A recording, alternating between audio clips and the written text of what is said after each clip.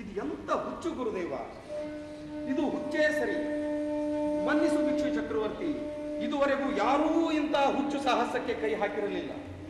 ಇದೆಂತಹ ಹುಚ್ಚು ಪ್ರಸೇನ? ನಮ್ಮ ಒಬ್ಬ ಸೋದರ ನೀವೆನ್ನುವಂತೆ ದಾರಿ ತಪ್ಪಿದ್ದರೆ ನಾನು ಅವನನ್ನು ನೋಡಬೇಡವೇ? ಏಕೆ ಹೀಗೆ ಮಾಡಿದೆ ಎಂದು ಕೇಳಬೇಡವೇ? ಮಗುವಿನ ಹಾಗೆ ಮಾತನಾಡುತ್ತಿದ್ದಿರಲ್ಲ ಗುರುದೇವ. ಅಂಗುಲಿಮಾಲ ಕ್ರೂರಿ, ಕೊಲೆಗಡುಕ. ಮತ್ತೆ ನೀನು ಗುರುದೇವ? ಮತ್ತೆ ಈ ಜನ? ನೀನು ದಂಡು ದಾಳಿ ಕುಡಿಸಿ ಜನರನ್ನು ಒಟ್ಟೊಟ್ಟಾಗಿಯೇ ಕತ್ತರಿಸುತ್ತೀಯ. ಅಷ್ಟಾಗದಕ್ಕೆ ಜನ ಕದ ಮುಂದೆ ಬೆನ್ನ ಹಿಂದೆ ಹಿಡಿಯುತ್ತಾರೆ. ಅವನಾದರೂ ಅದೇ ಕೆಲಸವನ್ನು ಬಹಿರಂಗವಾಗಿ ಮಾಡುತ್ತಿದ್ದಾನೆ. ಒಂದು ವೇಳೆ ಬೇಡ ಮಗು ಎಂದರೆ ಬಿಟ್ಟಾನು. ಇದೆಂಥ ಮಾತು ಗುರುದೇವ? ಈಗ ನಿಲ್ಲಿ, ನಿಮಗೆ ಗೊತ್ತಾಗೋದಿಲ್ಲ ಗುರುದೇವ. ಒಬ್ಬಿಬ್ಬರ ಮಾತಿನಲ್ಲಿ ನೂರು ಸಾವಿರ ಜನ ಶಸ್ತ್ರ ಸಜ್ಜಿತರಾಗಿ ಅವನನ್ನು ಹಿಡಿಯುತ್ತೇವೆ ಎಂದು ಪಣ ತೊಟ್ಟು ದಾಳಿ ನಡೆಸಿದ್ದುಂಟು. ಆದರೆ ಅಯ್ಯೋ, ಅಗ್ನಿ ಪರ್ವತದ ಹೃದಯಕ್ಕೆ ದಾಳಿಯನ್ನು ಇಟ್ಟಂತಾಯಿತಷ್ಟೇ. ಸಹಸ್ರ ಜನರು ಹೋದರೆ ಪ್ರಸೇನ? ಹೌದು ಭಗವಂತ, ಇದು ನಿಜ. ಹಾಗೆ ಹೋದವರಲ್ಲಿ ಯಾರಾದರೂ ತಮ್ಮ ಹೃದಯದಿಂದ ಭೀತಿಯನ್ನು ಬೇರು ಸಹಿತ ಕಿತ್ತು ಹಾಕಿ ಹೋದವರುಂಟೆ? ಇದ್ದಂತೆ ಕಾಣೆ ಭಗವಂತ. ತಮ್ಮ ಹೃದಯದಲ್ಲಿ ಪ್ರೇಮದ ಅಮೃತವನ್ನು ತುಂಬಿ ಯಾರಾದರೂ ನಡೆದವರುಂಟೆ? ಇಲ್ಲ ಭಗವಂತ. ರಾಜ, ಭಿಕ್ಷುಬಂಧುಗಳೇ, ಈಗ ನಾನು ಹೊರಟಿದ್ದೇನೆ. ಭಯವನ್ನು ಹೃದಯದಿಂದ ಕಿತ್ತು ಹಾಕಿ ಹೊರಟಿದ್ದೇನೆ. ಮಗು ತಾಯಿಯ ಮುಡಿಲನ್ನು ಹೇಗೋ ಹಾಗೆ ಆ ಕಾಡಿನ ಸೆರಗನ್ನು ಸೇರಿ ಆ ನನ್ನ ಪ್ರೀತಿಯ ಬಂಧುವಿನನ್ನು ಮಾತನಾಡಿಸುತ್ತೇನೆ. ಗುರುದೇವ, ನಿಮ್ಮ ಹೃದಯದ ನಿರ್ಧಾರ ಹಿಮಗಿರಿಯಂತೆ ಸುಸ್ಥಿರ. ಅಲ್ಲಿ ಜನಿಸಿದ್ದೆ ಈ ಕರುಣೆಯ ಗಂಗೆ ಕೂಡ. ಒಂದು ಮಾತ್ರ ಭಿನ್ನ ಗುರುದೇವ. ಏನು ಸರಿ ಪುತ್ರ? ನಾವು ನಿಮ್ಮೊಡನೆ ಬರುತ್ತೇವೆ ಗುರುದೇವ. ಅದೆಂದಿಗೂ ಆಗದು. ಪ್ರೇಮದ ಪರೀಕ್ಷೆ ಏಕಾಂತದಲ್ಲಿ ಆಗಬೇಕು. ಇದು ನನ್ನ ನಿರ್ಧಾರ. ಮಗು ಆನಂದ, ಹೋಗು, ನನ್ನ ಕಮಂಡಲು ತೆಗೆದುಕೊಂಡು ಬಾ. ಗುರುದೇವ, ಸ್ವಲ್ಪ ಯೋಚಿಸಿ ಗುರುದೇವ.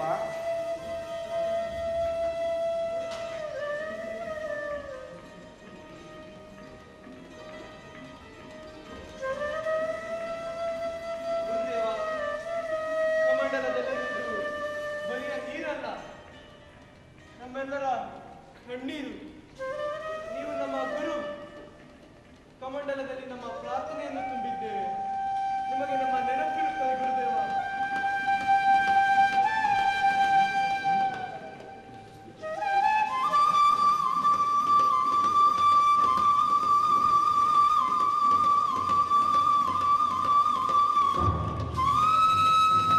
ಗುರುದೇವ, ಗುರುದೇವ, ಗುರುದೇವ.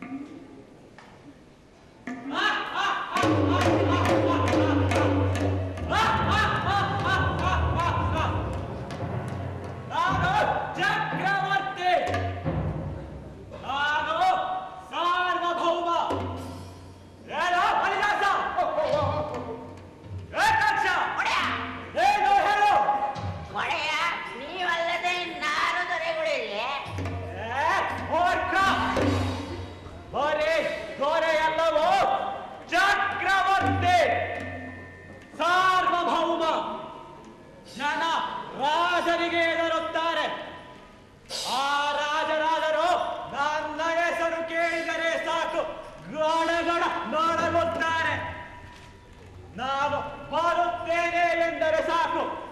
ಅನ್ನ ನೀರು ಬಿಟ್ಟು ನಿದ್ರೆಗೆ ನಮಸ್ಕಾರ ಹೊಡೆದು ಮೃತ್ಯು ಮಂತ್ರ ಜಪಿಸುತ್ತಾರೆ. ಮೃತ್ಯು ಮಂತ್ರ.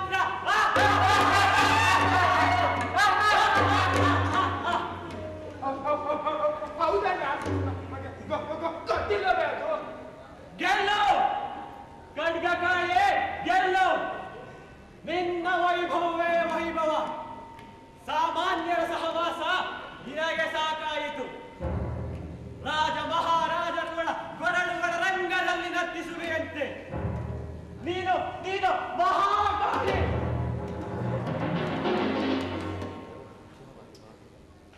ನಾಡಾಡಿಗಳ ರಕ್ತದಲ್ಲಿ ನಿನಗೆ ಸ್ನಾನ ಮಾಡಿಸುವುದೇ?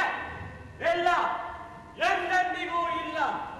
ರಾಜ ಮಹಾರಾಜರುಗಳ ರಕ್ತದಲ್ಲೇ ನಿನಗೆ ಅಭಿಷೇಕವಾಗಲಿ. ನಿನ್ನ ಬಯಕೆ ಯೋಗ್ಯವಾದದ್ದೇ ತಾಯೇ. ಸಲ್ಲಿಸುತ್ತೇನೆ. ಅಂಗುಲಿಮಾಲನ ಈ ನಾಡಿನಲ್ಲಿ ರಕ್ತದ ಕಣ, ವೀರ ತೇಜಸ್ಸಿನ ಒಂದೇ ಒಂದು ಬಿಂದು ಹರಿಯುತ್ತಿರುವವರೆಗೂ ಈ ಹಾಡಿನ ಬಯಕೆ ಸಲ್ಲದೆ ಉಳಿಯುವುದಿಲ್ಲ. ರಾಜರು ಜನರ ಎದೆಗಳ ಮೇಲೆ ಅರಮನೆಗಳನ್ನು ಕಟ್ಟಿದ್ದಾರಲ್ಲವೇ, ಆಗುತ್ತದೆ ಅವರಿಗೆ ತಕ್ಕ ಶಾಸ್ತಿ.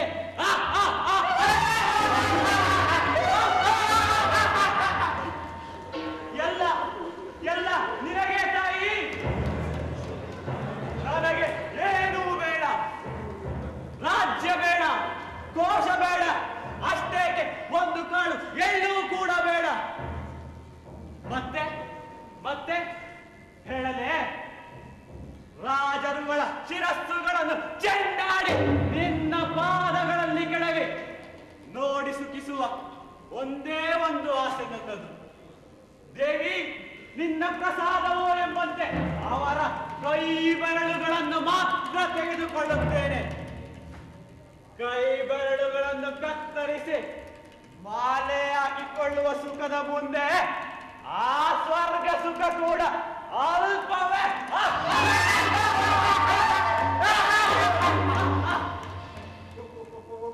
ಒಡೆಯ ಸ್ಪಂದಿಸಿ.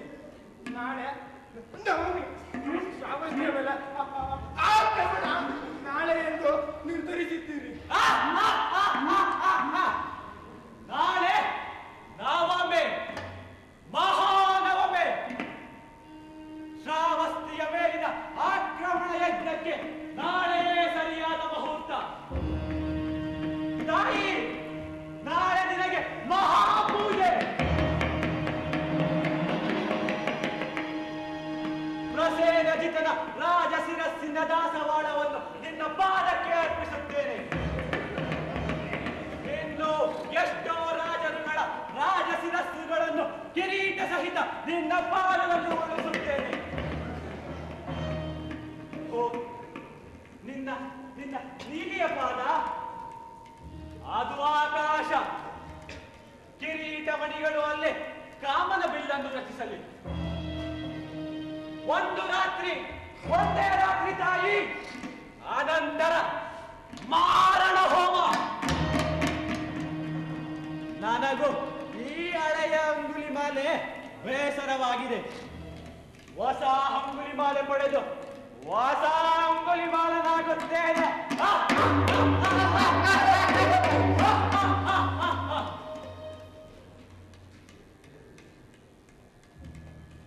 ಏಕಾಕ್ಷ, ಬಲಿದಾಸ, ಏನೋ ಇತ್ತ ಕಡೆ ಬರುವಂತಿದೆ. ಏನು ಒಡೆಯ? ಹೌದು ಒಡೆಯ, ಏನೋ ಸದ್ದು ಕೇಳಿಸುತ್ತಿದೆ. ಹೌದು, ಯಾರ ನಡೆದು ಬರುವ ಸದ್ದೆ? ಬೆಂಕಿ ನಡೆದು ಬರುವಂತೆ ಕಾಣುತ್ತಿದೆಯಲ್ಲ. ಚಳಿಗಾಲದಲ್ಲಿ ಮಂಜು ಕಾಡನ್ನು ಆವರಿಸುವುದನ್ನು ಕಂಡಿದ್ದೇನೆ. ಮೊದಲು ಅದರ ಮುಖ ಮುಂದೆ ನುಗ್ಗುತ್ತದೆ, ನಂತರ ದೊಡ್ಡ ದೇಹ ಕಾಡಿಗೆ ಕಾಡನ್ನೇ ಆವರಿಸುತ್ತದೆ. ಆಮೇಲೆ ಕಾಡೇ ಇರುವುದಿಲ್ಲ. ಛೇ, ನನ್ನ ಕಣ್ಣಿಗೆ ಏನಾಗಿದೆ? ಬೆಂಕಿ ನಡೆದು ಬರುವಂತೆ ಕಾಣುತ್ತಿದೆಯಲ್ಲ. ಬೆಂಕಿ ಅಲ್ಲ ಒಡೆಯ, ಪ್ರಾಣಿ, ನರ ಪ್ರಾಣಿ ಈ ಕಡೆಗೆ ಬರುತ್ತಿದೆ. ನರ ಪ್ರಾಣಿ ಈ ಕಡೆಗೆ? ಹೌದು ಒಡೆಯ. ಏಕೆ? ಏನು ಬಂತು? ಅದಲ್ಲ ನನ್ನ ಅರ್ಥ. ನೋಡು ನೋಡು, ಮಹಾಕಾಳೆ ಕೆಂಪು ನಾಲಿಗೆಯನ್ನು ಚಾಚಿ ಇಡೀ ಜಗತ್ತನ್ನೇ ಹೊಡೆಯುವ ಹಾಗೆ ಕಾಣುತ್ತಿದೆ. ಅದರ ಹಿಂದೆಯೇ ಗಗ್ಗತ್ತಲು, ಅವಳ ಗುಡಿಯನ್ನೇ ಹೋಲುವ ಗಗ್ಗತ್ತಲು. ಇಂತಹ ಸಮಯದಲ್ಲಿ ಒಬ್ಬನೇ ಈ ಕಡೆಗೆ ಏಕೆ ಬರುತ್ತಿದ್ದಾನೆ? ಅವನಿಗೆ ಜೀವನ ಬೇಸರವಾಯಿತೆ ಅಥವಾ ಸಾಯಲು ಬೇರೆ ದಾರಿಯಲ್ಲಿಲ್ಲವೇ? ಒಡೆಯ, ಅಥವಾ ಆ ಪ್ರಸೇನ ಜೀತ ಕಳಿಸಿರುವ ಗೂಢಚಾರನೋ ಏನೋ? ಗೂಢಚಾರ?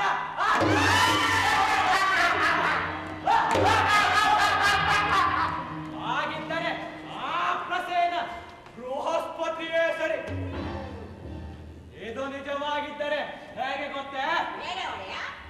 ಸಿಂಹದ ಉಗ್ರಾಣದಲ್ಲಿ ಏನೇನಿದೆ ಎಂಬುದನ್ನು ತಿಳಿಯಲು ಆ ಕಳ್ಳನರಿ ಬಸವನನ್ನು ಕಳುಹಿಸಿದ ಹಾಗಾಯಿತು.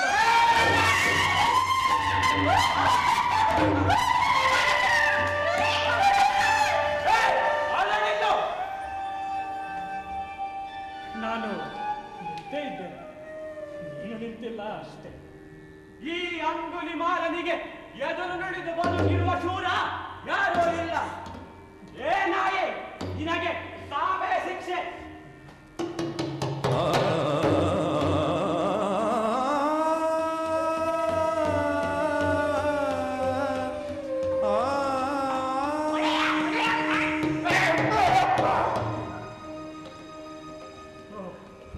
ನೀನೇ ಅಂಗುಲಿಮಾಲ.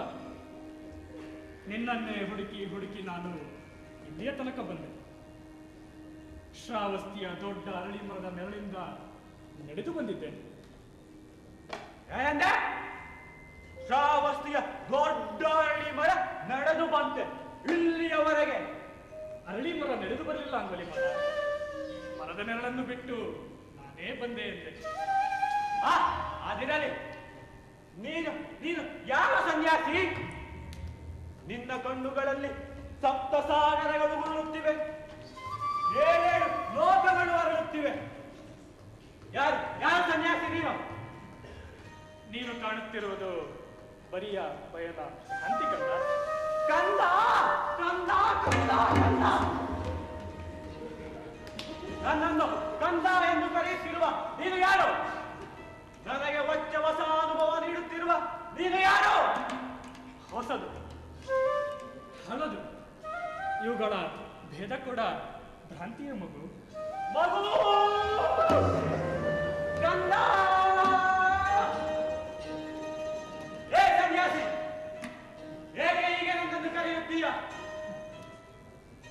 ಕೊನೆಯ ಗಳಿಗೆಯಲ್ಲಿ ಎಂದೂ ನನ್ನ ಖಡ್ಗ ಕಾಡಿ ಮುಷ್ಟಿಯ ಪೀಠವನ್ನು ಜಾರಿದ್ದಿಲ್ಲ, ಭೂಮಿಯಲ್ಲಿ ಎಂದೂ ಆಳಿದ್ದಿಲ್ಲ. ಇದೇ ಮೊದಲು. ಹೇಳು, ನೀನು ಮಂತ್ರವಿದ್ಯೆ ಬಲ್ಲ ಆಟಗಾರನೇನು? ನಿಜ ಅಂಗುಲಿಮಾಲ, ಪ್ರೇಮ ಮಂತ್ರವನ್ನು ಜಪಿಸುವ ಒಲುವೆ ಸಾಧಕ ನಾನು. ಸುಳ್ಳು ಹೇಳಿ ಕಾಲ ಕಳೆಯಬೇಡ. ನಿನಗೆ ಜ್ಞಾಪಕದಲ್ಲಿರಲಿ, ನೀನು ಹೊಕ್ಕಿರುವುದು ಸಾವಿನ ಕಣಿವೆಯನ್ನು. ಮಗು ಅಂಗುಲಿಮಾಲ, ಈಗಾಗಲೇ ಹೇಳಿದ್ದೇನೆ, ಮತ್ತೆ ಹೇಳುತ್ತಿದ್ದೇನೆ ಕೇಳು. ನಿನ್ನನ್ನೇ ಹುಡುಕಿ ಹುಡುಕಿ ನಾನು ಇಲ್ಲಿಯೇ ತನಕ ಬಂದೆ. ನಿನ್ನನ್ನು ನೋಡಬೇಕು, ನಿನ್ನ ಜೊತೆ ಮಾತನಾಡಬೇಕೆಂದೇ ಬಂದೆ. ನಿನ್ನ ಅಗತ್ಯ ನನಗೆ ಇದೆ ಮಗು, ಹಾಗೆಯೇ ನನ್ನ ಅಗತ್ಯವೂ ನಿನಗಿದೆ. ನಿನ್ನ ಅಗತ್ಯ ನನಗೆ?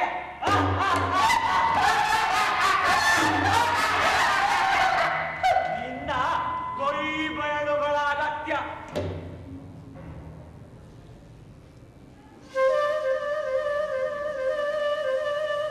ಇದೋ ಇದೋ ನನ್ನ ತೆಗೆದುಕೋ, ನನ್ನ ಕೈಗಳು. ಇದನ್ನು ನಿನಗೆ ಕೊಡುವುದಕ್ಕೆಂದೇ ನಿನ್ನ ಮನಸ್ಸಿಗೆ ಸಂತೋಷ ಉಂಟು ಮಾಡುವುದಕ್ಕೆಂದೇ ನಾನು ಇಲ್ಲಿಗೆ ಬಂದೆ. ಹೌದು ಕಂದ, ನಿಜ. ನಿನಗೆ ಈ ಹಳೆಯ ಅಂಗುಲಿಮಾಲೆ ಬೇಸರ ತಂದಿದೆ. ಇದು ಹೊಸ ಕೈಗಳು, ತೆಗೆದುಕೋ. ಸಾಕು ಸಾಕು, ನಿಲ್ಲಿಸು ಸನ್ಯಾಸಿ. ಭಿಕ್ಷು, ನಾನಿದನ್ನು ತಡೆಯಲಾರೆ. ಹೀಗೆಲ್ಲ ಮಾತನಾಡಿ ನನ್ನನ್ನು ಮೂದಲಿಸಬೇಡ. ಹೇ, ನಿನಗೆ ಜೀವ ಸಹಿತ ಹೋಗುವ ಇಚ್ಛೆ ಇದ್ದರೆ ಮೊದಲು ಮಗಳು ಇದು ಯಾರು, ನಂತರ ತೊಲಗು. ಅಂಗುಲಿಮಾಲ, ಇದುವರೆಗೂ ನೀನು ಗೆದ್ದಿರುವ ರಾಜ್ಯ ಅನೇಕ. ಆದರೆ ಇದೆಲ್ಲವನ್ನು ಮೀರಿರುವ ಒಂದು ರಾಜ್ಯ ಇದೆ. ಅದನ್ನು ತೋರಿಸೋದಕ್ಕೆಂದೇ ನಾನು ಇಲ್ಲಿಗೆ ಬಂದೆ. ಏನೆಂದೆ?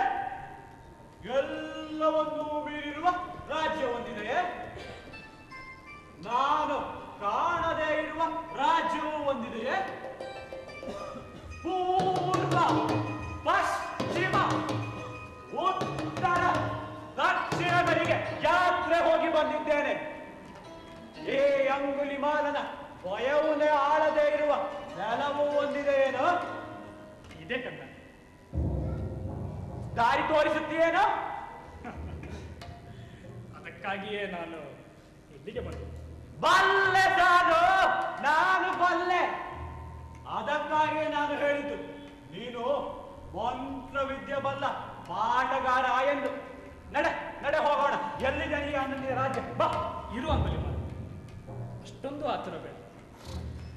ಹೊರಡುವ ಮುನ್ನ ಒಂದು ಮಾತು ಹೇಳು. ನಾನು ಹೇಳಿದ ಒಂದು ಕೆಲಸ ನಿನ್ನಿಂದ ಸಾಧ್ಯವೇ? ಸಾಧ್ಯವೇ? ಹೇಳಿದೋ ನೀನು ಆಡುವ ಮಾತು? ದಂಡು ಕೂಡಿಸಲೇ ಹೇಳು. ನನಗೇಕೆ ದಂಡು? ಆದರೂ ನಿನ್ನ ಧೈರ್ಯಕ್ಕಾಗಿ ದಂಡು ಕೂಡಿಸುತ್ತೇನೆ. ಈಗಲೇ ಹೋಗಿ ಕತ್ತಿಯ ತುದಿಯಿಂದ ರಾಜರುಗಳ ಹೃದಯವನ್ನು ಚುಚ್ಚಿ ಚುಚ್ಚಿ ಎಚ್ಚರಿಸುತ್ತೇನೆ. ಅನಂತರ ಈ ಭೂಮಂಡಲವೇ ಕವಿಯುವಷ್ಟು ಜನ, ಪದಾತಿ, ಆನೆ, ಕುದುರೆ ಎಲ್ಲವನ್ನೂ ಸಂಗ್ರಹಿಸಬಲ್ಲೆ. ಒಂದು ದಿನ ಸಾಧು, ಒಂದೇ ದಿನದಲ್ಲಿ ಎಷ್ಟೆಲ್ಲವನ್ನೂ ಸಂಗ್ರಹಿಸಬಲ್ಲೆ. ನಡೆ ನಡೆ ಹೋಗೋಣ. ನಡೆ ಹೋಗೋಣ. ತಡೆ ಅಂಗುಲಿಮಾಲ. ಆನೆ, ಕುದುರೆಗಳ, ರಥ, ಪದಾತಿಗಳ ಅಗತ್ಯವೂ ಇಲ್ಲ. ಒಂದೇ ಒಂದು ಅಗತ್ಯ, ನೀನು ನಿನ್ನನ್ನು ನೀಡಬೇಕು. ಹೇಳು ಮಗು, ನುಡಿದಂತೆ ನಡೆಯುವೆಯೇನು? ಹೇ ಭಿಕ್ಷು, ನೀನು ಯಾರ ಜೊತೆ ಮಾತನಾಡುತ್ತಿದ್ದೇನೆ ಎಂಬುದು ಜ್ಞಾಪಕದಲ್ಲಿರಲಿ. ಈ ಅಂಗುಲಿಮಾಲನಿಗೆ ಸುಳ್ಳಿನ ಪರಿಚಯವಿಲ್ಲ. ಸೂರ್ಯ ಒಬ್ಬನೇ, ಚಂದ್ರ ಒಬ್ಬನೇ. ಈ ಅಂಗುಲಿಮಾಲನಿಗೆ ವಾಗ್ದಾನವೂ ಒಂದೇ. ನಿನ್ನ ಬಯಕೆ ಏನು ಕೇಳಿಕೋ. ಒಂದೇ ಒಂದು ಬಯಕೆ ಅಂಗುಲಿಮಾಲ. ವೈಭವದ ರಾಜ್ಯವನ್ನು ಗೆಲ್ಲಲು ಹೊರಡುವ ಮುನ್ನ ನೀನು ನಿನ್ನನ್ನು ಗೆಲ್ಲಬೇಕು. ನಾನು ನನ್ನನ್ನು ಗೆಲ್ಲಬೇಕು.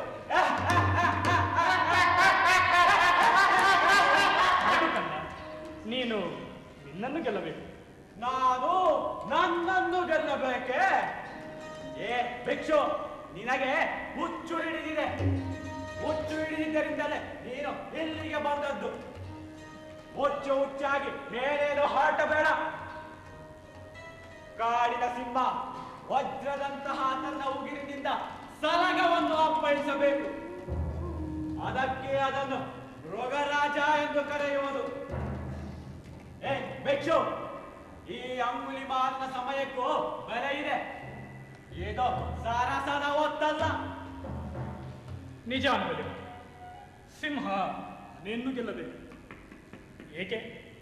ತಾನು ಮೃಗರಾಜನಾಗಬೇಕು, ಸಾರ್ವಭೌಮನಾಗಬೇಕು ಎಂಬ ಕೀಳು ಆಸೆಯಿಲ್ಲ. ಆಸೆಗೆ ಅದು ಆಡು.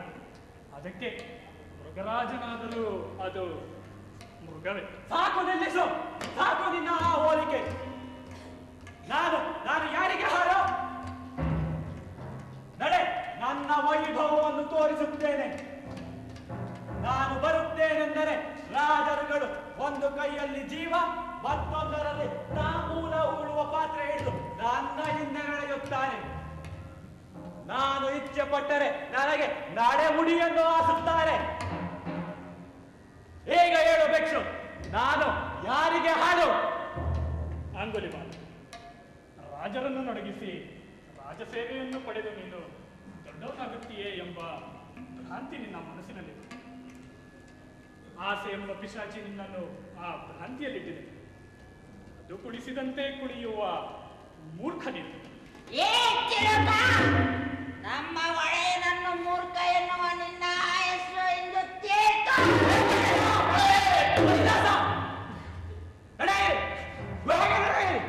ನಾನು ಕರೆಯುವವರೆಗೂ ಬರಬೇಡಿ, ಹೊರಡೆ.